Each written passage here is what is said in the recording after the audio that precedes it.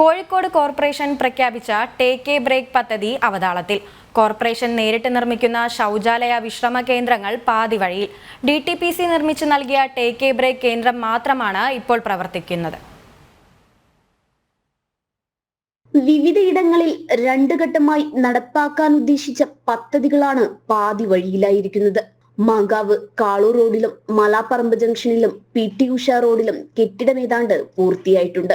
എന്നാൽ വൈദ്യുതി വെള്ളം കണക്ഷൻ ലഭിച്ചിട്ടില്ല. രണ്ടാം ഗേറ്റിലെ കെട്ടിടത്തിന്റെ അവസ്ഥയും മറിച്ചല്ല. മിഠായി തെരുവ്, ബസ് സ്റ്റോപ്പ് എന്നിവിടങ്ങളിൽ എത്തുന്ന യാത്രക്കാർക്ക് ഉപകാരപ്രദമാകുന്ന വിശ്രമ കേന്ദ്രമാണ് എങ്ങുമെത്താതെ കിടക്കുന്നത്. ദൂരസ്ഥലത്ത് നിരവധി ആൾക്കാർ ദിനം പ്രതി വരുന്നുണ്ട്.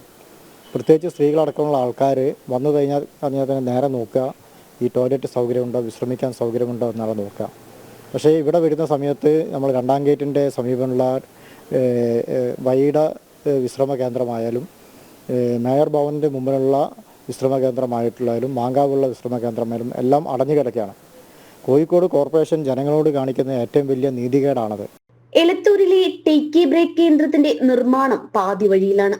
സൗത്ത് ബീച്ചിലും പാവങ്ങാടും കടലാസിൽ മാത്രം ഒതുങ്ങി നിൽക്കുകയാണ്. നിലവിൽ DTPC നിർമ്മിച്ചു കൈമാറിയ മാനാഞ്ചിറയിലെ ടേക്ക് എ ബ്രേക്ക് മാത്രമാണ് പ്രവർത്തിക്കുന്നത്. എന്നാൽ ഇത് യാത്രക്കാർക്ക് വേണ്ട വിധത്തിൽ ഉപകാരപ്രദമാകുന്നില്ലെന്ന വിമർശനവും ശക്തമാണ്.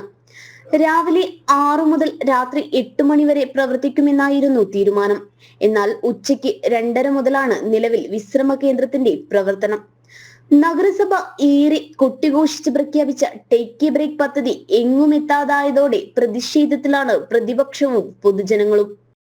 ജനം, കോഴിക്കോട്.